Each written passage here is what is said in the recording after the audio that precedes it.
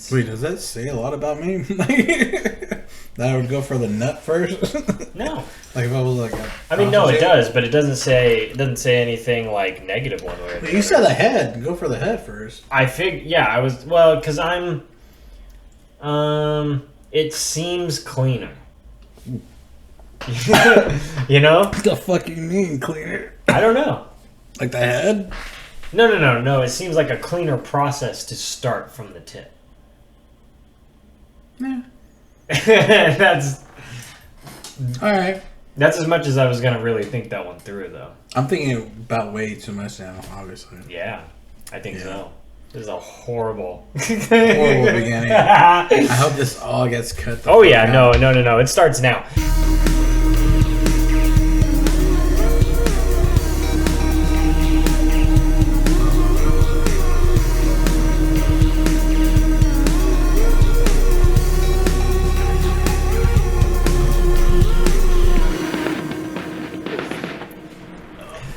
Hey everybody, thanks for coming back to another episode of Donuts is for Us. Yeah. It's me, Andrew, here, and I've got a special guest on the podcast today. I know it's been Melissa and I exclusively up to this point, but today, for the first time ever, I'm able to bring somebody else onto the podcast. I've known this guy for 26 years, we figured out earlier today. We did the math. Some of the people who hopefully come across this podcast already know and love this man. Some of you guys will fall in love with him by the end of this episode. Here he is, my friend for, like I said, 26 plus years since second grade, Jonathan Gutierrez. How you doing, buddy? Doing great. Yeah? Doing awesome. That was a badass intro. I feel like a superhero now. Hey man, I'm just trying to give it that professional touch, and that's all the truth. Yeah, thank you for the donut too. Oh yeah, man. It was really unfortunate. It was like shaped like a euphoric part of the body. Yeah, I'm still debating whether or not to leave that part in or not. But we had a debate here for a few minutes on because the donut here, it's one of those twist donuts, and it sort of the way it came out. It's real thick on the bottom end, right? So it ends up kind of looking like a cock and balls. Exactly what it was. No fault of the donut maker. We got pictures. No fault of the donut maker, but it looks like a cock and balls. And Jonathan didn't know how to attack it because he couldn't even recall how do they do it, he said to me. Jesus Christ. And I was like, what do you mean, how do they do it? And he was like, girls. And I was just like, I don't know. How do they do it to you, Jonathan? They have different... There's different ways of doing it. Yeah. Some are givers, some are not. So, after much deliberation, he decided to begin with the taint. He started at the taint, ladies and gentlemen. Fleshy fun bridge. I mean, that's the best part. That's the teaser. Wow. That's a lot to intake. Yeah. But no, yeah. Thank you for the donuts. And you thought I gave you a hell of an intro. You just gave yourself a hell of an intro. Yeah, I'm that guy. No, yeah, me and both have known each other for a very long time. I was like 7 years old coming from San Francisco. Yeah. That was weird. Yeah. That was a whole different transition. Oh, yeah. Go ahead and tell everybody the story that I know begins with apparently me being racist as fuck. He hella didn't like me. Yeah, he didn't like me at all. I asked him if he wanted to be my... So to set it up, we met in second grade. Yeah, second grade at Dutcher Elementary School in Turlock. Yep. Here in good old Turlock Town. Well, we're not here in Turlock. Well, yeah, we're in Newman now. We're in Newman, but... I still do everything in Turlock. Yeah, basically. I met him in second grade. I already knew this cat, our buddy Fleshy Funbridge. Yeah, I'll stop. I met him the first time, and I asked him if he wanted to play, and he didn't want to play with me. But then, like, he just shrugged me off, like I was just like like a fly off a turd. Just whatever. And then later on, I saw him in the playground, and then I asked him, "Hey, you're talking about me?" Yeah. I was like, you want to hang out? You're like, sure. I'm like, what the hell happened? Like the whole time, like the first beginning was just like, no. So it sounds pretty clear that the first interaction was just a misunderstanding. Nah, dude, that was hateful as shit. So the accusation is that the first moment we met, I was I was racist as fuck, as you always put it throughout the years. I was racist and didn't like you because you were Nicaraguan. I didn't go that far into it. Oh, that's what you... Well, that's been the story the last few years. Oh, I did that? That's what you say. Is that I didn't like you because you were Nicaraguan. And I am foreign. But you saw that today, too. But my other best friends at that time were Hawaiian and Mexican, and I didn't even have any other white friends. Well, I don't know. I think I was a dick. Now that you put it that way. And then now that you said it, now you tell the story and you go, well, the first moment I interacted with you, you didn't want anything to do with me. Yeah, and then 20 minutes later, you were nice as hell. So yeah, when you say shut me out, you're like, no, I don't want to play with you. I was like, man, that guy's hella racist. Yeah, well, man, that's how the world works. I mean, this is serious. It's a fair assumption to make. I'll give you that. Dude, all I hung out with was Asians. I look the part. Look at like a Karen. Yeah, exactly. I look like a Karen. I'm not like a big tough skinhead man. I just look like a Karen. Actually, I'm mistaken him for a Karen the other day. I saw him at the supermarket. Yeah, that did happen. We ran into each other. So this is our first time really getting to hang out for pretty much a year. Oh, jeez, yeah, it's been that long. So yeah, so just my first time seeing Emery. I'm gonna cut him off because Emery is my new BFF. Yeah. I'm sorry, I already told him like you're demoted. Yeah, he's been running it down my throat that we're not. That's what she said. Oh my god! As you Dude, talk you about my baby. up. No, you said that up. Running down your throat. Jesus Christ! Come on, mate. But anyways, you were saying that. Yeah, no, Emery's, probably besides my son Nathan, she's probably like the coolest kid I've ever met. God damn. You done good, mate. Thank you, done sir. good. Thank you, sir. We still got to finish that handshake we got going on. Yeah, she started it, but she didn't want to finish it. She just Yeah. got bored of me. I think she's grumpy when she gets up. She's a little brat.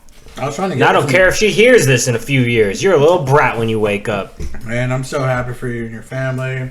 Thank Everything you. you've accomplished. I mean, like, Lord have mercy, man. Thank you, dude. Well, I can't say that. I'm just trying to do this stuff with everybody, and it's not even just like a thing that me or that even just like.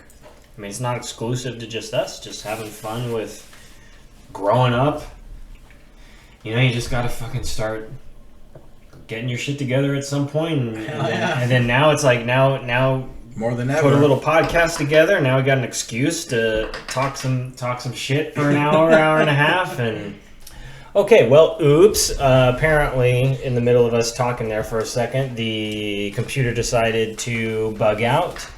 It didn't even stop recording. It just decided to make a stupid-ass fucking noise that hovered over the top of this recording there. It took a shit on itself, pretty much. So, okay, so back to it. We were talking about, I guess, as far as the recording goes, we got stopped at... hanging out in Daenerys kids, but basically the point is we started to go down the road of how in junior high we were sitting around a Spanish class and all as a group decided what instruments we would play because not a single one of us had any experience at playing any of them. And so I think like initially I had wanted to be a drummer. I signed up for guitar. You signed up for guitar. We were all like putting our names in a hat or whatever, like, and then we knew that we were gonna have to go home. Matt, that was the other guy that was sitting with us. Oh, he became a drummer. That's right. Yeah, that's right. Because he was sitting. Okay, so that was the those are the five of us. It was like 5 or 6.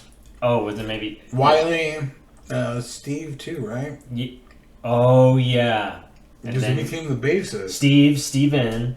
And then Salty, I wasn't even in myself. your band. I wasn't even all the first All the More Tragic. Wait. I didn't come in until Wiley. But weren't you sitting there when we were trying to pick our instruments? Yeah, I was. Okay. I ended up ending in a different band. Oh my god. With older people. Wow, maybe I am racist. Oh. No, I think I was just... I forgot to mention I'm colorblind.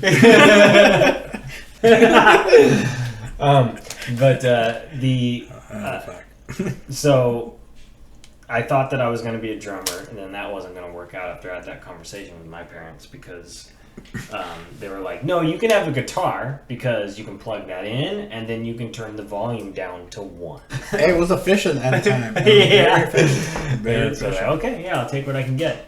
Hell yeah, we did. Anyways, yeah, so we all started playing music just like by decision. Like it wasn't really like none of us got inspired by. What were we inspired by? What was our favorite? My inspiration was my uncle. Yeah. My uncles, they were always listening like Faith No More and shit like that. Okay. And then he So also he was introducing you to all this. yeah, awesome he was already in music. high school, and he was already like introduced like playing with people Yeah. as a singer. And I just saw that, and then you guys started talking about. Mine was my neighbors. They were showing me all of the like. They showed me Static X, Wisconsin Death Trip, Fucking Korn. Sonic. I'm not sure if Follow the Leader was out yet or if it was the first two. But like all of that stuff, all in the same. Like I was getting it injected into me like over a very short time frame. Half of these albums had already been out for a while, and I was just now being opened up to anything beyond just B93 radio shit. You know what I mean? Yeah. Like, and so yeah, so we were like super nerding out over the possibility of starting a band. Nobody knew how to play shit yet. Nothing. But we Not experimental. somehow committed to that, just that decision.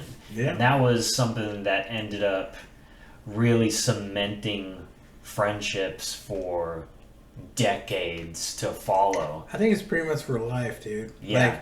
Like blood in, blood out. Vatos locos for life. Yeah. Like straight up. I don't claim anything. That's stupid. I'm just saying that's a good movie. Come on. Oh, come on. But no, man.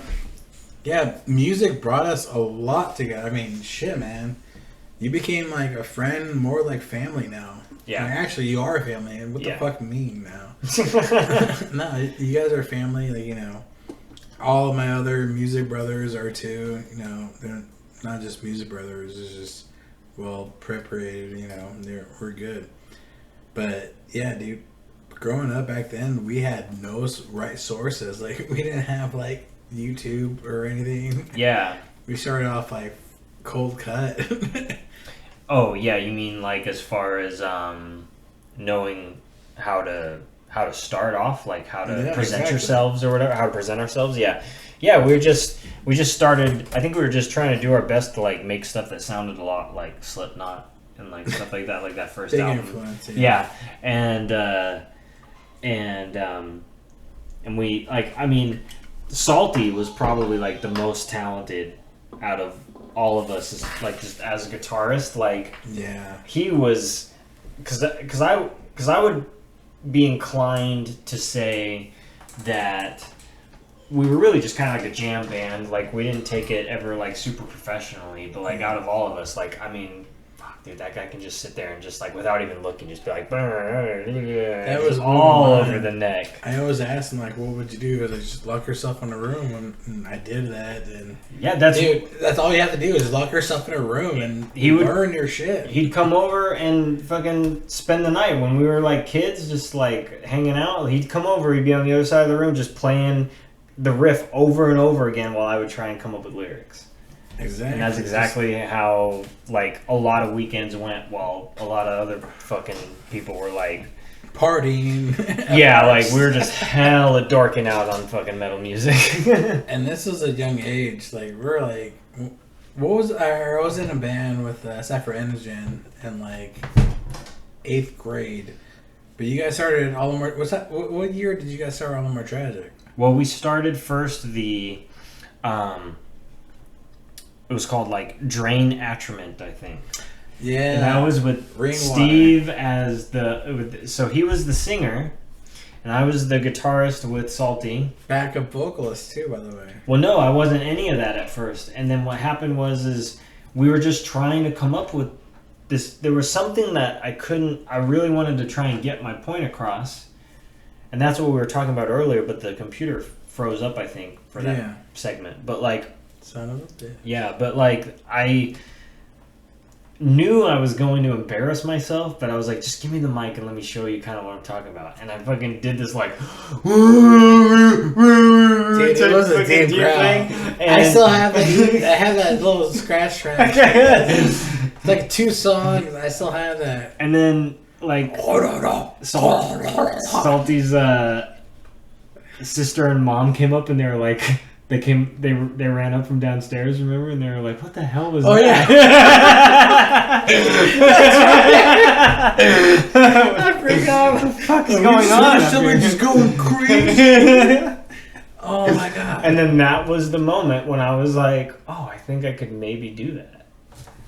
Like, the moment you strike fear into somebody's heart upstairs. Nonetheless. I didn't realize. No, I didn't know that's what I did.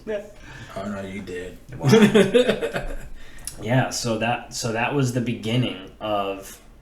That was like the beginning of All the More Tragic, because then we started making some changes, and you'd moved over to drums at that point. Salty was kind of the sole guitar player. I ended up just being vocals, and then you were on bass, and then that was that initial All the More Tragic lineup, basically. Yeah. It was Rainwater on drums. Yeah. You, vocals, Salty on guitar, and that was still like that was going into high school. I think that was like going into freshman year was when we had that setup. Was it? Because then I don't think it was until because I don't think that we were playing shows until we were at Pittman. And that was the next year. No, year before later. that. Really? Yeah, it must have been freshman year, because Phil did the grind with Matt on drums. Oh, I know that. Yeah, but it must have been freshman year. Because did he not come over to Pittman? No. Oh, okay. Yeah, so then... That was a whole transition. Okay, so then freshman year of high school is when we started playing shows. Yeah, exactly. Okay, sweet. Yeah. So then that's when... So that the final lineup was... No! That's not the case. What? Because you only played one show as a bassist. Yeah. But we didn't meet our full-time bassist until we were at Pittman. I didn't meet Pat until I was a sophomore. That's when I was in fucking what's it called, Cypher Enogen. Yeah. That's when I was in that transition too. So it had to be sophomore year when we finally started playing shows and stuff. Damn. And that's when so then we spent freshman year like learning trying to learn our instruments and like write songs and everything like that. We must have spent that whole year doing that. I played a show with Cypher, and that was back in the day. I mean, we even had Ricky as a bassist. I was the guitarist at the time, and it was really weird. It was like, like, how do I have like this gnarly ass bassist, a badass drummer like Brandon Nicholson, Arnaldo, and Alvaro singer? I'm like, what the hell? Yeah. Coming from playing bass, just going straight back to what I wanted to do was guitar. Yeah. And then I just gave up guitar and started playing drums. Because, I mean, I'm alright at guitar, but... Have you... do you still pick up guitar now? Yeah, I do. Actually, I love guitar. I love piano more than any instrument, though. Yeah. Piano, I'll go ape on that. But yeah. Okay, so in the timeline of things, so now here we are, we're in high school, we're freshman, sophomore year, we're starting to play shows as All the More Tragic. A lot of shows.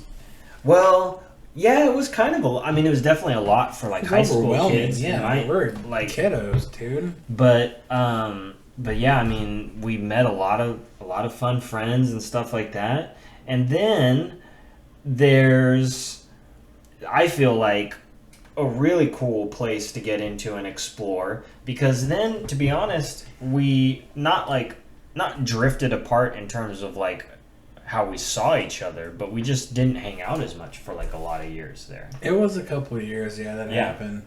So what was going on then? After All the More Tragic kind of broke up, that was like right when high school was over, right? Yeah. We played our last show like I think a few months after we graduated high school.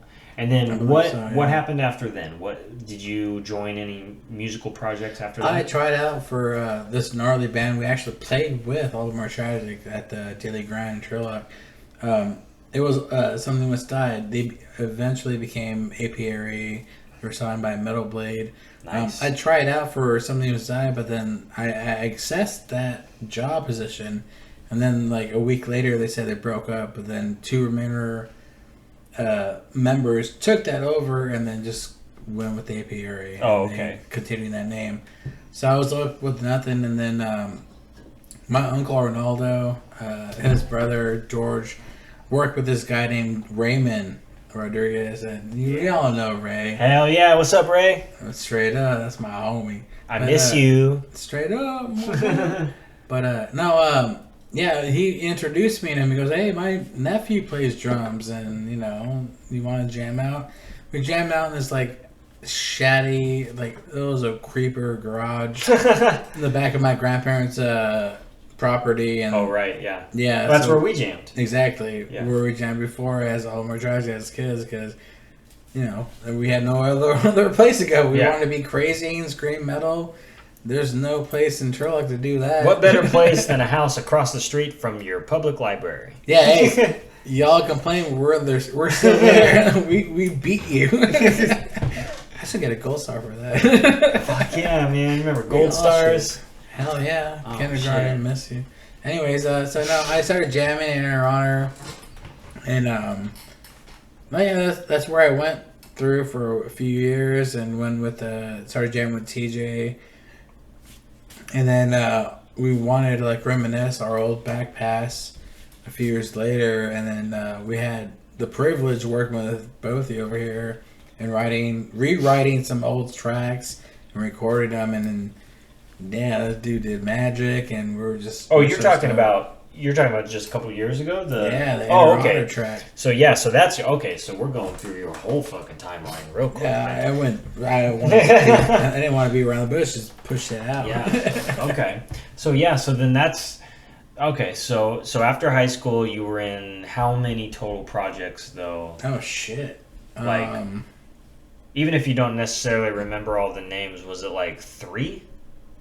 You've been in a lot of different. Yeah, I was groups. in at least like you're 6 or 7. Yeah, you're probably the. Oh wow, okay. Because I would guess that I wouldn't have even thought it was that many, and I still thought that you were probably the most like traveled out of like, or seasoned, or however you'd put that. Like you had kind of been in the most different lineups or whatever. Oh yeah, I couldn't definitely remember all the names of like what everybody called themselves at those various times, but I've been in a lot of groups. Inner Honor, Phantoms 15. Yeah, there you go. That's one I couldn't remember. Phantoms 15. I worked with people Phantoms like in 15. That's what it is. Phantoms.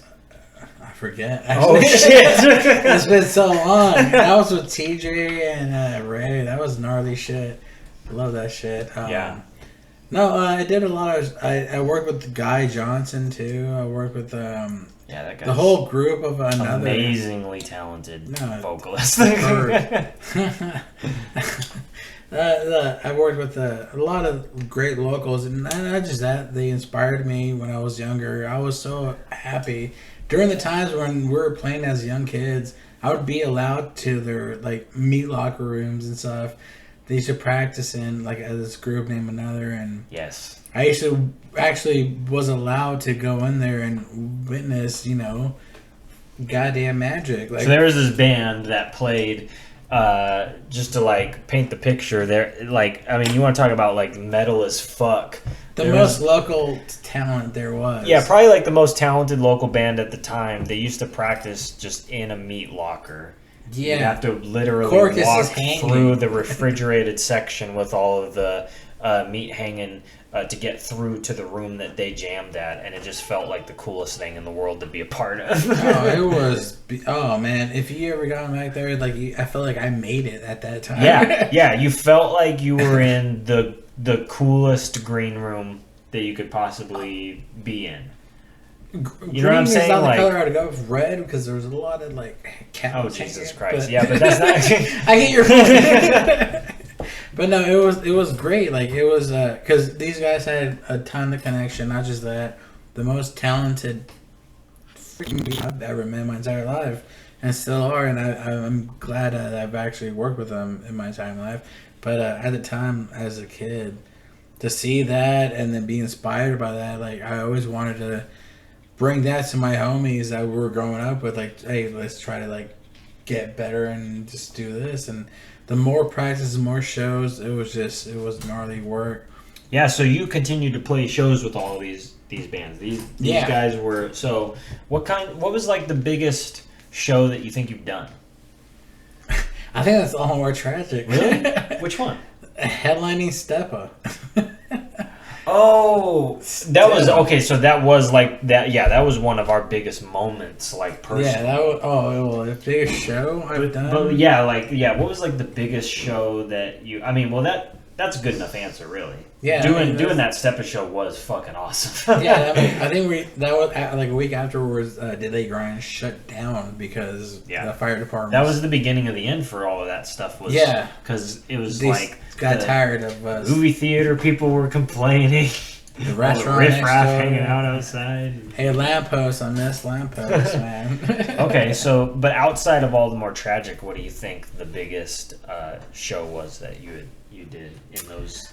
We did this show with Inner Honor, or was it? No, it was Phantoms in 15. We were playing with Tommy Golden. He was playing in another group, and it was at the Fat Cat. Ooh. It was a really good Fat show. Cat show sounds pretty big. That sounds pretty dope. I've never even been there. What? No, I've never even stepped inside. I've seen pictures, but I've never been in that place. Wow, God. Yeah. I had a burger for every time I had been there. What? 10 times fatter. Marty's chubby. If I had a burger for every time I'd be in there, I'd have 6 fucking burgers. God, I want so many burgers. I gotta get burgers up there. No, Fat Cat, it was a good show. I think it was a breast cancer awareness. So they're like doing they were painting boobs and putting them on a pallet, and they put them up, and there was like black light and stuff. So wait, do you mean they were painting people's boobs, or they were painting boobs on people? Well, they're painting like the color on like paint on boobs. And they press them on to square plates. Okay. And they post them up before the show. Like, it's breast awareness. I'm like, dude, you could do this like a whole different way. I'm like, I don't give a shit. This is awesome. I want to make sure everybody's aware of breasts. Yeah, hey, breasts. We all matter. All breasts matter. All breasts matter. Hashtag that. And just write my name down. Okay. No, but either way, that was probably the best show because it was gnarly because we had Tommy down. And he was working with his group. I forget what they were called at the moment, but he wore our shirt, Phantoms in 15. Nice. On stage. And I was like, cool. Oh, shit, dude, because we opened right before them. Yeah. I was like, oh, fuck, that was dope. Like, that was like a gnarly shit. That's Besides awesome, that, man. all of them are tragic, dude. Steppa, and then we played with Something Must Die. Yeah. Which was a band I tried out for a long time. They were from the Bay Area, right? San Jose area. Yeah. I went to that I remember those guys were really cool. Those guys were fucking gnarly. It went a metal blade, too. I'm like, wow. Damn, that must have been nice. Yeah. Too bad he cut me. That's all right, man. That's all right. I mean, that's one of those weird things, though. Like, what do you think? Do you think your life would be where you'd want it to be, though? When I look at all of my favorite bands and what they've had to put up with just to have the amount of success that they have achieved, which you could argue is like not what they deserve at all. Yeah, you know what I'm saying? Like it's only 10% of what you would think they have earned. Not Not even just like money wise, but just in terms of respect and notoriety in the music world. How do you think things would have gone if you had been picked up by a real touring band, but like a band that one of these bands that not one of these specific bands, like not to call anybody out, like because I haven't followed anybody to see where they've ended up or anything like that, but just in general, like, do you think that you would like where you're at if you ended up being a professional musician? Absolutely not. Really? I actually had the opportunity with a group. I was supposed to go on tour with a pretty good group we grew up in high school, Flaw. I was going to be like the opener for that tour. Okay. But I gave it up because I had personal issues at the time. And then looking back, if I would have gone on that tour, yeah, dude, I would not be here at all. Yeah, you think so? Yeah, that's what I worry about, yeah. It actually, like, it makes you humble in a sense, like, to know, like, you did a good choice, even though you're giving up the best thing and the only thing you have is music. for me, it was at the time. And I mean, that's all I had. But then I had my kid, and I was like, oh, yep, nope. I'm done. You gotta choose, and I chose the best thing. So yeah. So yeah, we're kind of jumping all over the place here. So in this storyline, we haven't mentioned yet that at what age did you have your son? It was 2011, so I was like, what, 24? Okay, yeah, so you're kind of in your mid-20s at that point, and then that was when music... I gave up. That's when you hung up pursuing music at this, like, absolutely, at the rate that you were. Even though I'm, like, against, I don't fully agree with my son's mom, but I agreed with her in that case, like, continue to play music and play shows. It's not really a live father thing to do, because you gotta put food on the plate. Yeah, it's the first thing. Like, I think that's one of the things that has always made me hesitate taking music stuff to that next level, is being worried that I'm the guy who's like, babe, the band's gonna make it. Just fucking give me another chance. You know what I mean? Like, you don't want to be. Yeah, like, oh shit. I don't want to be putting all my eggs in that one basket and acting like that's what defines me as this thing that you could always just do and not show anybody. Like, exactly. It is something that could just always be a hobby. It always has felt a little silly to kind of like expect that to become a profession. Well, when we were younger, it was always perfect for us because, I mean, we were young. I mean, for us, we did it as a young age because we played the shows we wanted to. We were out and we exposed ourselves. Not like that. I mean, I did streak a lot. Wait, you were exposing yourselves out I streaked a lot. I streaked a lot at a young age. We were playing shows when we were 17, so... Yeah, no, I'm saying like I streaked a lot. I'm just saying. No, like we wanted to play shows and we got the shows we wanted to because we were so. You heard it here first, folks. Yeah, dude. You heard it here first. I might still. That's when you know I've had an entire Mike's Harder Cranberry. Shit gonna fuck you up. But no, I mean, besides streaking. we played which I never did. I did a lot. For sure, a lot of people have pictures. It's all right. And I was never present for. I think you were there a few times. No, I've never seen you naked. You probably were backed out. Wow. Either way, too much information. Podcast just got deep. Yeah, this is way too long. But now, playing. I forgot where I was going with the train of thought now. You got naked around me, is what you were talking about. I was streaking. Where'd that go? I don't know, man. Where did streaking come from? Yeah. Oh, lordy. Either way. No, we were talking about how that the lifestyle isn't for us. Like trying. Oh yeah, exactly. Yeah. So I can't be a father and be streaking. Fuck. What kind of father would I be? Dude, Nathan, I saw your dad's dick down on gear. I'm like, what? Yeah, no, I'm not gonna do that. But I was really, obnoxious and a young kid. We had a lot of fun, and then we still could do that because we now have home studios. Now we're capable of doing. Isn't that cool? Everything we want. Oh, it was amazing. Like, things are. Yeah, we just got done saying, like, oh man, our lives would probably get fucked up if we ended up being like these professional musicians once we got out of high school. But if we could do what we can do now out of high school, that's exactly what would have happened to us. Exactly. 100%. We just but maybe we would. But maybe we wouldn't have toured and stuff. Maybe we would have just done this, and then we would have been safe from all of the STDs and all of the heroin. Yeah. Well, yeah. We would have been safe from a lot of things. I remember being 13 or 14, playing my first show, and this father comes up. He was like, we were opening for a steak murder or something like that, and they're like, hey, you want a beer? I'm like, and my dad's right behind me. I'm like, shaking my head yes, but saying like no out loud. Like I would have totally taken it if my dad wasn't here. Like, Yeah. He a dick. Like, he could have asked me when he went and took my snare back to the van. Like, come on. Fucking time this out better. I'm like, I would have totally chugged that, you fucking 46-year-old metalhead. Don't you know how to offer beer to underage kids, you Jesus, bastard? do your job better. You have candy in a van? Come on. Please and thank you. I can't really be the first one. Honestly, I think I saw skulls in the van. I just playing. Wow. So you've done way more. You're kind of like, as far as our track records go, you're way more of like the career musician than I am.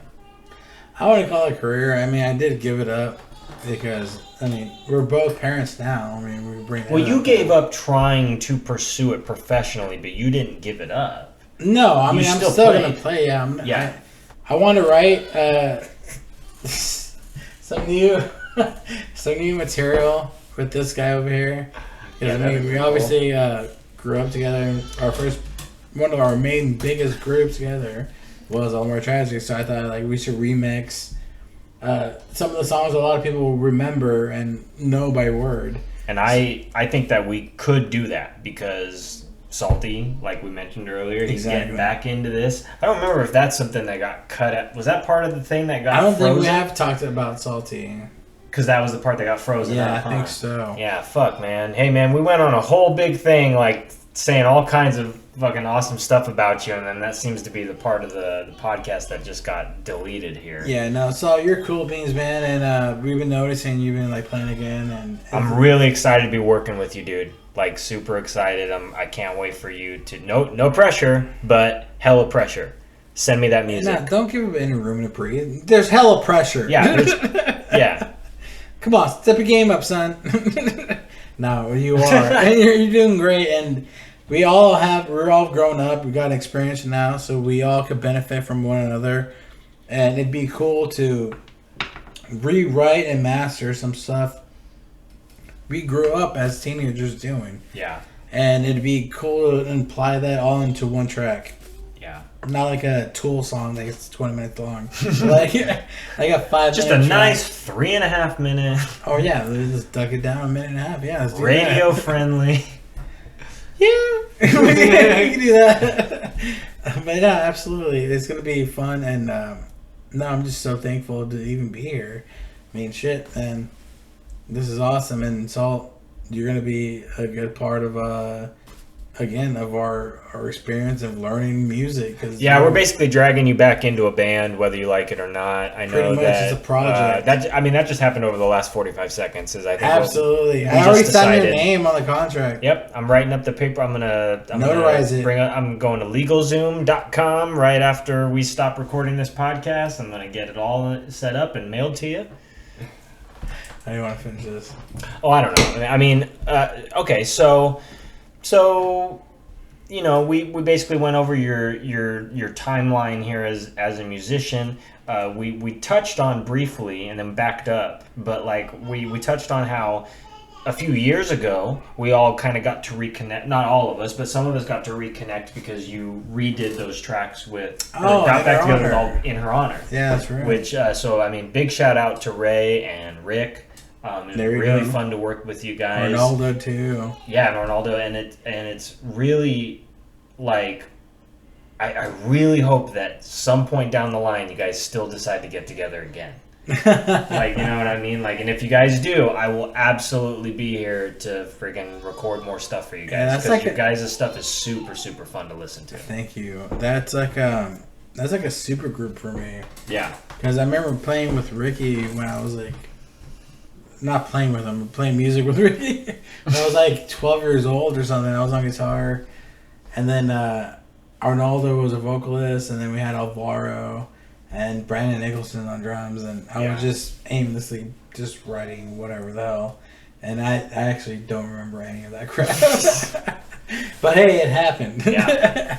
All right. But yeah, they did. They came up. We both all came up with the idea of rewriting and remastering some of our old songs, and both he had the equipment to fucking record it and make it sound beyond epic, and we were blessed to have that opportunity. All I did was just cycle through presets. I'd be like, do you guys like this one? You guys like this one? You guys like this one? No, you have the patience with us as well. Because recording and being an engineer is not fun. It's really a headache. Well, it's not fun if the music sucks, but luckily that was not the case. Oh, that's so sweet. So that's why I mentioned that it would be fun to do some stuff with you guys again if you guys ever decide to do it. But people can technically right now they can find, was it 2 or 3 tracks that we I believe we finishing? had 2 tracks that's on YouTube. Finished. Yeah. So people could find In Her Honor on YouTube. What were the names of those songs? Emerald and oh lordy, I can't remember the other one, but you'll see it in the link right below. They're under the name Dying Arcade, which is Raymond's YouTube channel. Yeah, so they're on Ray's YouTube channel. You guys can check out that stuff. They're super, super dope tracks. And he made them, by the way. He helped us engineer and record them, so they're dope because of him. I sat at a chair, and I hit a space bar, and then when they were done, I hit a space bar again, and then I was like, hey, great job. This guy. You guys want some more reverb slapped on that bitch? That's what separates me from the other guys.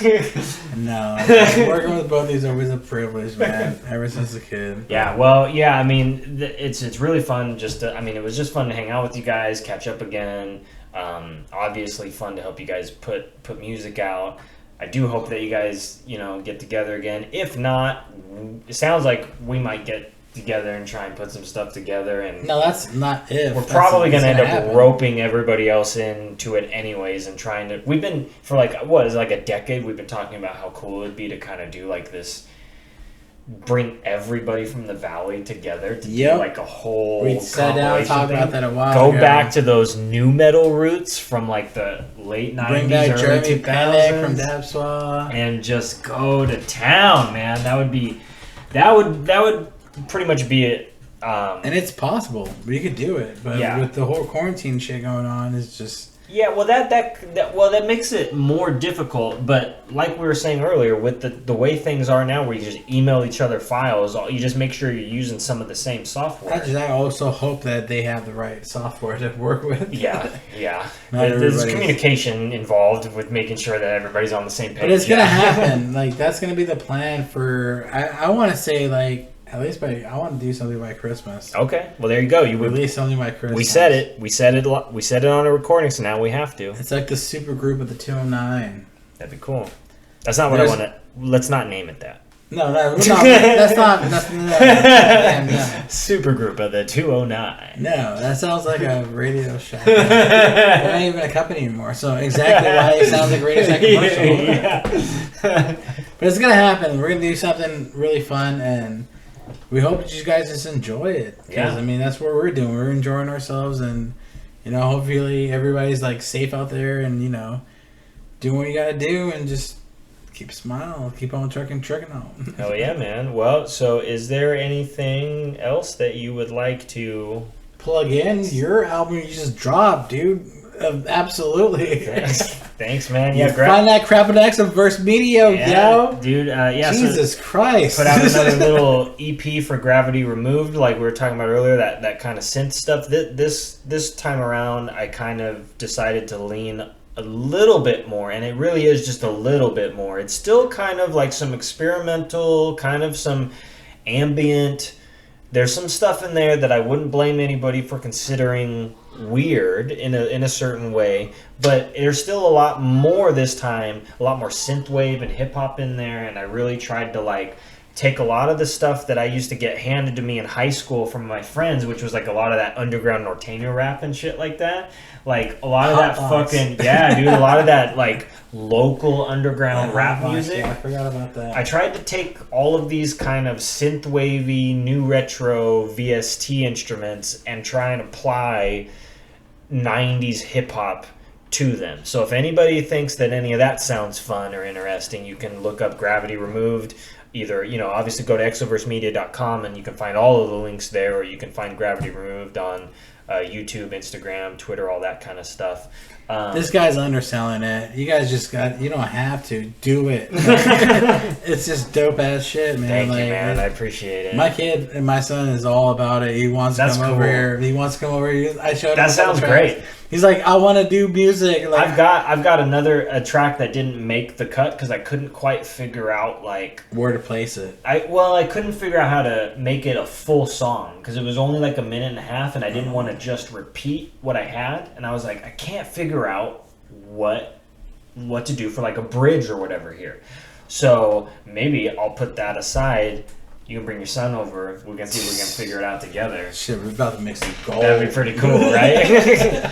So he'd be so happy. Yeah. Nathan has been wanting to play with you, man. Well, I'm all for it. He wants to record so bad. Shout out to Nathan, man. What's up, buddy? Straight up. If you listen to this, I don't know if you will. I told you I was gonna get you in the studio. Your dad probably said earmuffs about 96,000 times throughout this 55-minute episode. But oh yeah, we'll just listen to the end. But hey, man. Okay, so I'm first of all, thank you for coming by.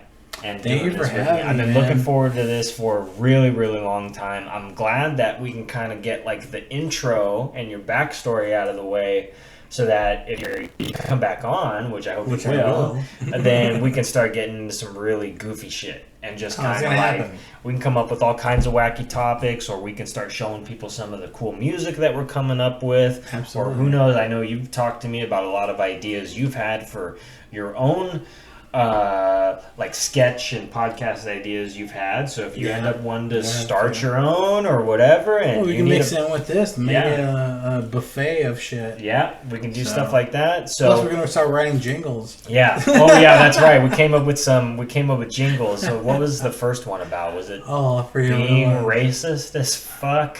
Oh yeah. Oh wait, racism in 2020. I forget how it went. This is racism in 2020. Yeah, we'll have to work on that. Yeah. I'll auto-tune that, I promise. Yeah.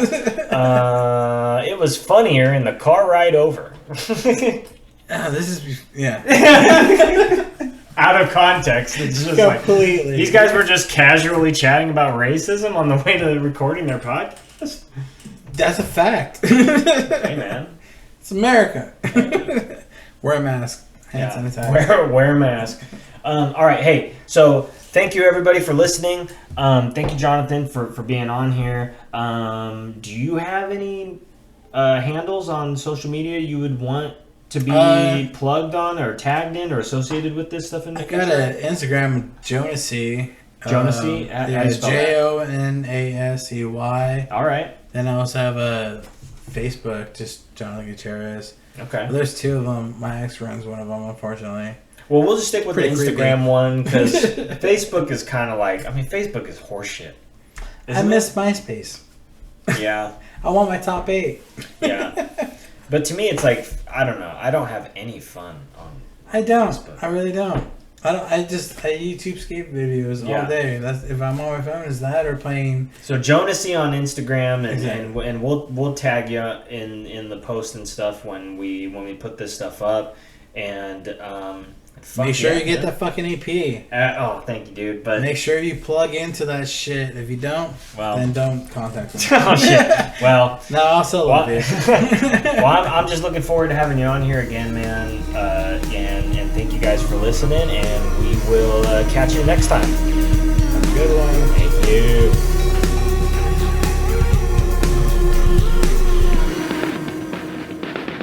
Bless you, Funbridge.